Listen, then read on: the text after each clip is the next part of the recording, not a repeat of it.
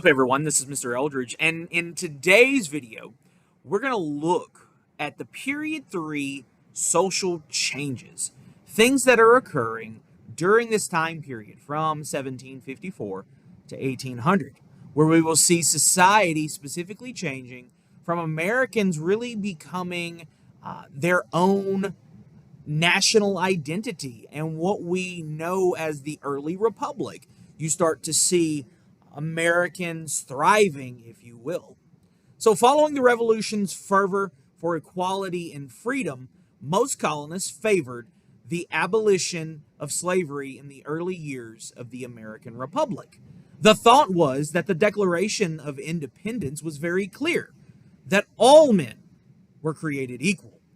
But many Americans intuitively saw these parallels between their struggle against the tyranny of the British Crown and the enslavement of human beings by one another. However, because of the economic developments that are going to occur, especially at the end of this period, with the cotton gin invented by Eli Whitney in 1793, you're going to see that makes it more difficult. The cotton gin made the cotton picking and straining process far quicker and cheaper, decreasing the cost and manufacturing time of cotton textiles. Cotton cultivation and harvesting was still, however, a very labor-intensive process, and as a result, the booming cotton industry in the South soon shifted really attitudes towards abolition because they saw this financial boom that could happen with this invention and bringing more money into their own pockets.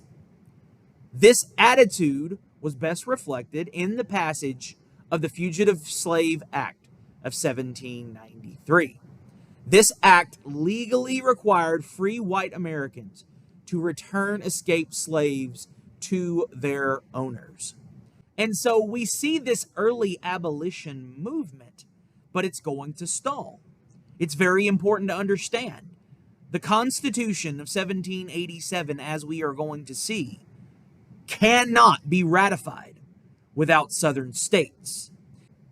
They're not going to approve the Constitution of 1787, and you're not going to have the ratification of the Constitution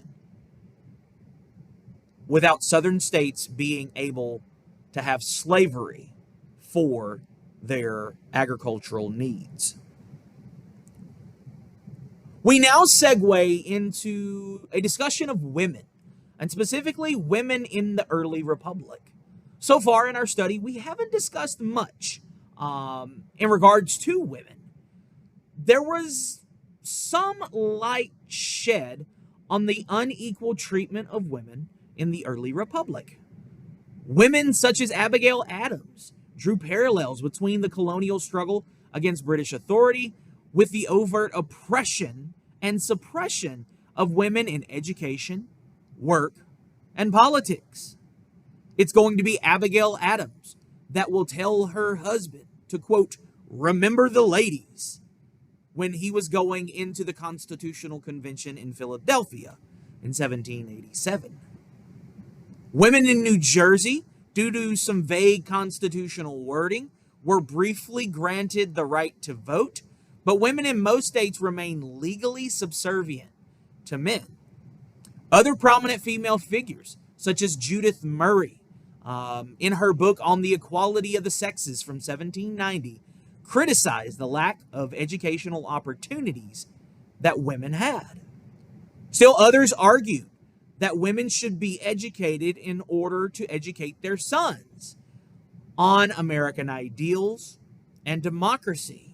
Some women are also going to fight and say, if you want for these young men to be raised up in this Republican values, that the women should be educated as well. And so we call this idea the Republican motherhood. The idea that women should have access to education because they have to educate their sons to be virtuous members of society.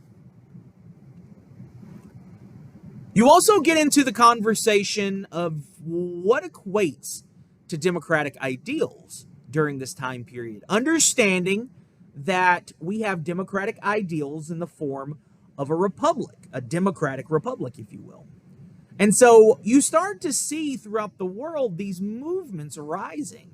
Outside of the United States, the revolution that we had here in the United States helped to influence democratic revolutions across the globe, including revolutions in France, Haiti, and throughout most of Latin America. On the domestic forefront, the social issues of slavery and women's rights, early founders also had conflicting views on democracy. You have your Federalists versus your anti-Federalists, what eventually becomes your Democratic Republicans. But your Federalists, such as John Adams, believed it was the duty of white land-owning males to vote and function as the government. To founders like Adams, white property-owning males were the ones who truly had a stake in establishing a fair, stable political system. While many colonial leaders were eager to break from Britain, most were still not ready to expand political participation to women, to minority groups, or for the common man, the individuals that did not own property. And much of that is not going to happen until the latter portion of the 18th century, even moving into the 19th century and into the 20th century. And so we see the beginnings of a true American identity at the end of period 3. With these issues up for debate, American enthusiasm and nationalism provided a unifying sense of pride in this new nation. With most loyalists having left or been exiled, the remaining majority were strong proponents of the previous patriot movement. And as such, in the first decades of the United States, nationalist fervor and the desire to expand American national power and territory grew quickly in this young republic. By the 18 teens, we start to see the creation of a national flag, as well as the future national anthem that had been written. Additionally, you're going to see art movements that are going to arise, showing American landscapes. The most famous of those is called the Hudson River School in the early 19th century, featuring American landscapes that were very beautiful and in its natural state. Lastly, we begin to see architecture that is predominant neoclassical and highlighted the democratic and republican roots of Greek and Roman civilizations. And as we are going to see, not only are you going to have the architectural influences of the Greeks and the Romans, you're also going to have the democratic values, the republican values of those nations as well. Thank you so much for paying attention to this video. If you have not subscribed to this channel, be sure to do so. Thank you so much, and you have a great day.